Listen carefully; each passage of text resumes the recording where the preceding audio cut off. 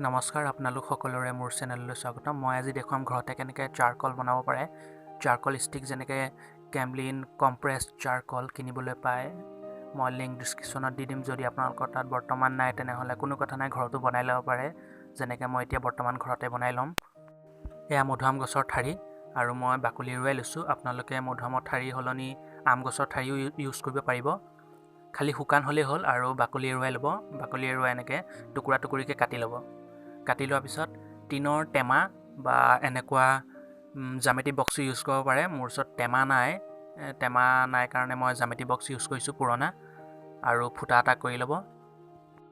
আৰু এতিয়া একুৰা জুই ধৰি প্ৰায় আধা ঘণ্টামান জুইতে পুৰিব।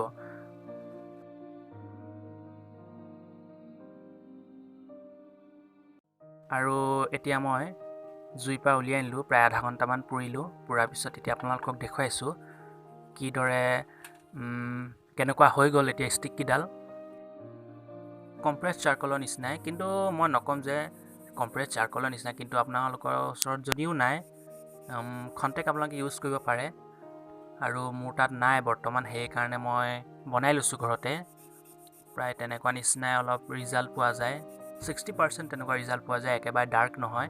আৰু মই আপোনালোকক বহীত শ্বেডিং কৰি দেখুৱাইছোঁ ব্লেক এনেকুৱা, কাৰণ কি ব্লেক বেকগ্ৰাউণ্ড শ্বেডিং কৰিবলৈ হয়। বা মই এতিয়া দেখুৱাম, মই আগতে আঁকিছিলোঁ বেবী ড্ৰয়িং এটা আঁকিছিলোঁ, তাত বেকগ্ৰাউণ্ডটো মই ব্লেক কৰা নাছিলোঁ, আৰু আজি মই ব্লেক কৰিম, আপোনালোকক দেখুৱাম কেনেকৈ ব্লেক কৰে। আৰু চাওক ভিডিঅ'টো শেষলৈকে। ড্ৰয়িংখন বৰ্ডত লগাই থোৱা আছে আৰু ধূলি লাগিবৰ কাৰণে মই পলিথিন লগাই থৈছোঁ চেল'টেপ দি পেলাই কাষেদি। আপোনালোকেও এইটো টেকনিক ইউজ কৰিব পাৰে।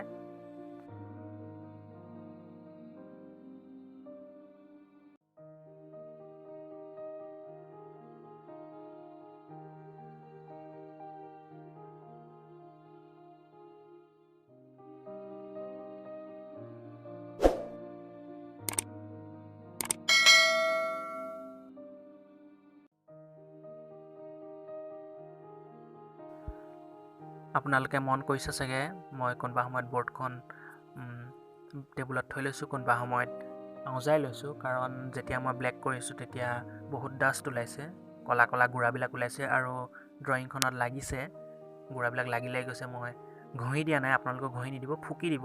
ফুকি দিয়া স্বত্তেও ড্ৰয়িংখন অলপ ক'লা হৈ গৈছে। মই পিছত ৰাবাৰেৰে মুচি মিলাইছোঁ।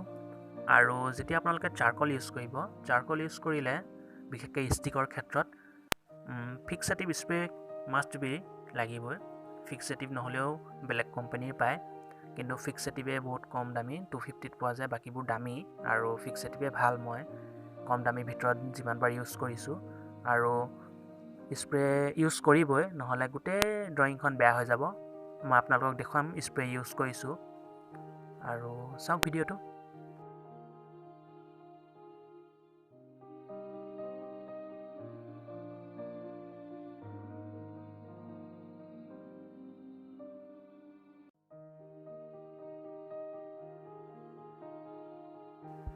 এয়া মই ফিক্সেটিভ স্প্ৰে ইউজ কৰিছোঁ।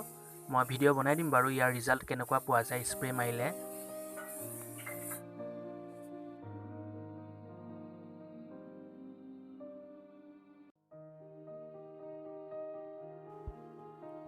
আজিলৈ ইমানেই। ভিডিঅ'টো চাই ভাল লাগিলে লাইক কৰিব আৰু চেনেলটো ছাবস্ক্ৰাইব কৰিব নাপাহৰিব।